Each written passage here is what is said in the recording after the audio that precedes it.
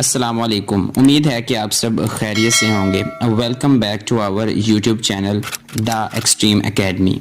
This video is a beginner guide of Microsoft Word specifically used to create documents, reports, essay, paper, handouts and things like that। दौरे हाजिर digital media और computing का दौर है। Computer science और इससे मुतल्लिका technologies रोजमर्रा जिंदगी का एक अहम हिस्सा बन चुकी है। असर हाजिर की कंप्यूटिंग से भरपूर दुनिया का एक आला तालीम याफ्ता आलमगीर शहरी बनने और 21वीं सदी के ज़राए मुआज से हम आहंग रहने के लिए ये ज़रूरी है कि आज का तालिब इल्म कंप्यूटर के असूलों और तरीका है अमल पर दस्तरस रखता हो। आज की ये वीडियो मेरे उन तमाम स्टूडेंट्स और व्यूवर के लिए है जो इस जदीद दौर के लोगों के शाना बशाना अपनी ज़िंदगी बसर करना चाहते हैं और प्रोफेशनल स्किल्स में एक्सपर्ट बनना चाहते हैं। Let's move toward our first tutorial of Microsoft Word. सबसे पहले टास्क बार पर मौजूद सर्च बार से माइक्रोसॉफ्ट वर्ड को सर्च करें। माइक्रोसॉफ्ट वर्ड विंडोज का एक बिल्ट इन ऐप है। माइक्रोसॉफ्ट आइकन के ऊपर राइट क्लिक करने के बाद पिन टू टास्क बार का ऑप्शन सिलेक्ट करें तो आप देखेंगे कि आपकी जो वर्ड का आइकन है वो नीचे टास्क बार पर दिखाई देने लग गया है।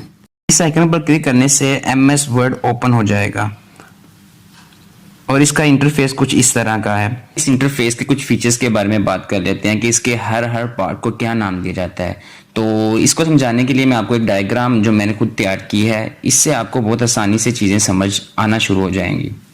सबसे ऊपर मौजूद इस बार को क्विक एक्सेस बार का नाम दिया जाता है, जिसके अंदर कुछ शॉर्टकट्स मौजूद हैं जिसके बारे में बात बाद में करेंगे। इसके साथ मौजूद बार को टाइटल बार का नाम दिया जाता है, जहां फाइल का नाम जो आप खुद असाइन करते हैं लिखा दिखाई देता है। इसी बार की राइट साइड पर 3 बटन दिखाई देते हैं। ये cross sign button MS Word की स्क्रीन को क्लोज करने के लिए इस्तेमाल किया जाता है। ये स्क्वायर साइन स्क्रीन को छोटा या बड़ा करने के लिए इस्तेमाल किया जाता है, जबकि ये डैश का साइन स्क्रीन को मिनिमाइज करने के लिए इस्तेमाल किया जाता है। जैसे ही आप मिनिमाइज के बटन पर क्लिक करते हैं तो स्क्रीन मिनिमाइज होकर नीचे टास्क बार पर मौजूद आइकन में समा जाती है और जैसे ही आप आइकन पर क्लिक करते हैं तो स्क्रीन वापस मैक्सिमाइज हो जाती है। टाइटल बार के नीचे टैब मेन्यू मौजूद होता है, जहां आपको मुख्तलिफ टैब्स या क्लिकेबल बटन्स दिखाई देंगे।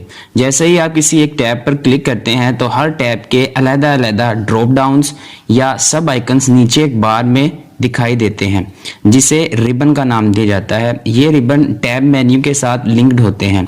हर टैब मेन्यू के अंदर मुख्तलिफ टूल्स और लिस्ट मौजूद होती है, जिसे मुख्तलिफ मकासद के लिए इस्तेमाल किया जाता है। ये देखने में तो ज़्यादा मालूम होते हैं, लेकिन इसका इस्तेमाल इंतहाई आसान है।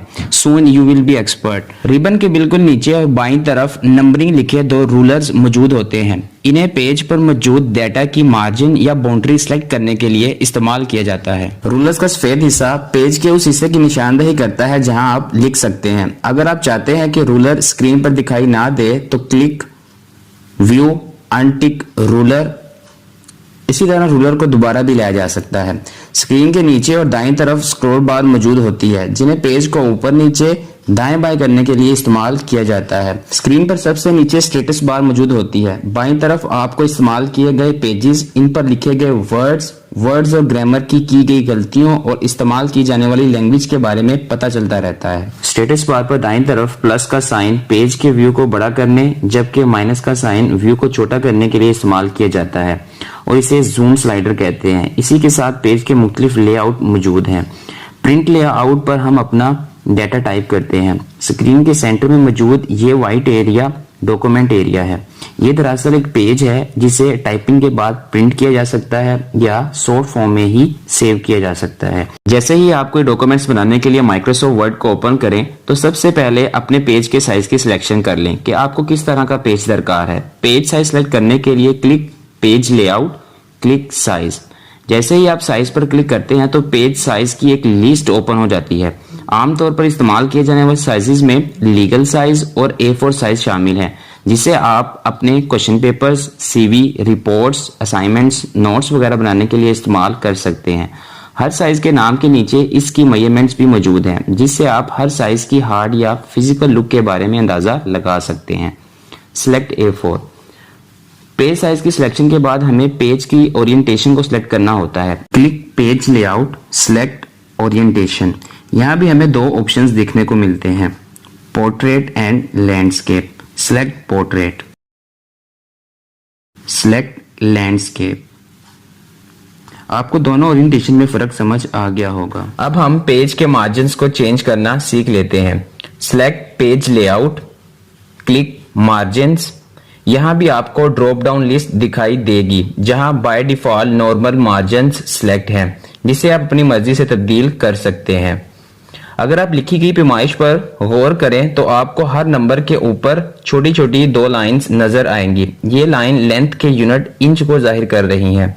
अगर आप लेंथ के यूनिट को तब्दील करना चाहते हैं, click file tab, click options, click advanced. Scroll बार को नीचे की तरफ हरकत दें और डिस्प्ले की हेडिंग को तलाश करें। यहाँ दूसरी लाइन पर आपको यूनिट्स को चेंज करने का ऑप्शन दिखाई देगा। यहाँ से आप अपनी मर्जी का यूनिट सिलेक्ट कर सकते हैं। फर्ज करें मैं सेंटीमीटर को सिलेक्ट करता हूँ। अब देखते हैं कि हमारा लेंथ का यूनिट चेंज हुआ या नहीं। हम वापस मार्जिन्स पर चलते हैं। देखें हमारे सारे यूनिट्स सेंटीमीटर में तब्दील हो चुके हैं। अब हम पेज के कलर को चेंज करना सीख लेते हैं। Select page layout, click page colour. यहाँ बाय डिफॉल्ट नो कलर का ऑप्शन सिलेक्ट है।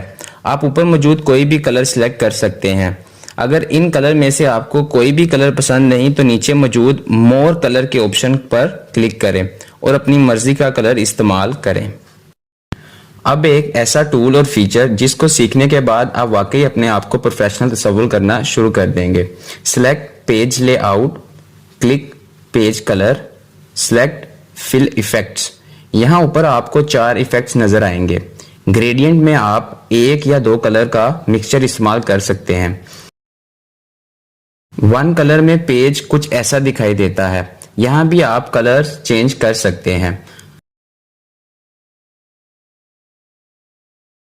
2 कलर्स में आपको अपनी मर्जी के 2 कलर्स सिलेक्ट करना होते हैं। मैं कोई से 2 कलर सिलेक्ट कर लेता हूं।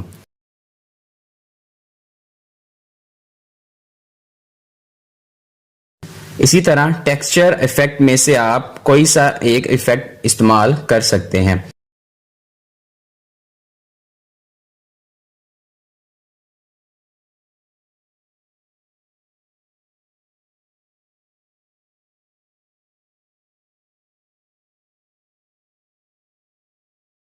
अगर आपको टेक्सचर इफेक्ट पसंद नहीं तो आप साथ मौजूद पैटर्न इफेक्ट में से कोई एक पैटर्न सिलेक्ट कर सकते हैं। आप पेज बैकग्राउंड में अपनी तस्वीर भी लगा सकते हैं। Click picture, select picture. यहां से आप वो पिक्चर सिलेक्ट करें जो आप इस्तेमाल करना चाहते हैं।